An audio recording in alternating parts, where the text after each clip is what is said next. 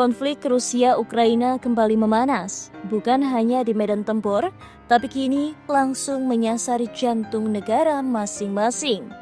Ibu kota Rusia, Moskow, dihantam gelombang drone Ukraina.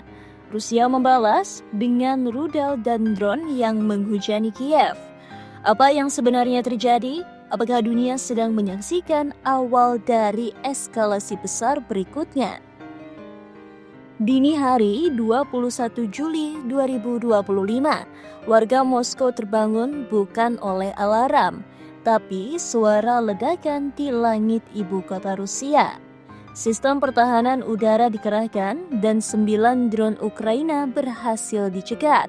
Menurut wali kota Moskow, Sergei Sobyanin, namun sebagian puing-puing jatuh ke permukiman sipil.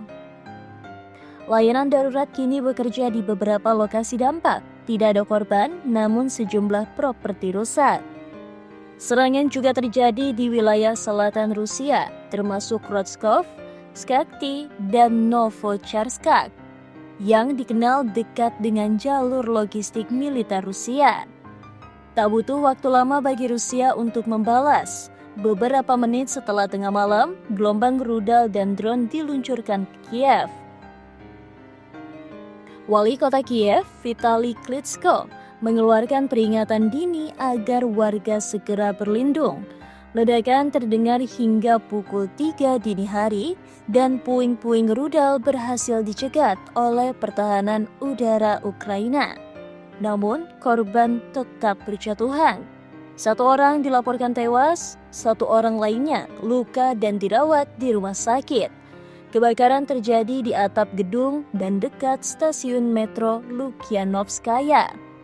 Pemerintah Ukraina tidak merinci secara jelas lokasi dan fasilitas militer yang diserang Rusia. Diduga karena alasan keamanan dan sensor internal. Militer Ukraina kini dikenal memiliki kemampuan drone jarak jauh. Dalam seminggu terakhir, Kementerian Pertahanan Rusia mengklaim telah menembak jatuh puluhan drone Ukraina setiap malam. Data terbaru, 43 drone jatuh dalam kurun waktu kurang dari 4 jam di wilayah Bryansk, Oryol, Kaluga, Belgorod, dan Moskow. Serangan ini tampaknya terkoordinasi dan masif, bukan hanya gangguan biasa. Ukraina semakin sering menyasar depot logistik, jalur kereta, dan bahkan infrastruktur komunikasi milik Rusia. Di balik saling serang ini, upaya diplomasi tetap dilakukan meski penuh ketegangan. Rusia dan Ukraina telah mengadakan 2 kali perundingan damai langsung di Moskow. Namun pada Juni 2025, negosiasi mandek.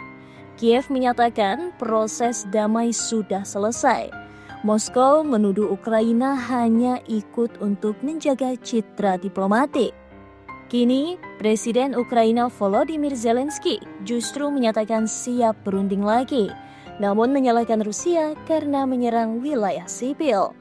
Sementara itu, Moskow menuding Amerika Serikat dan NATO sebagai dalang dari meningkatnya intensitas serangan drone ini.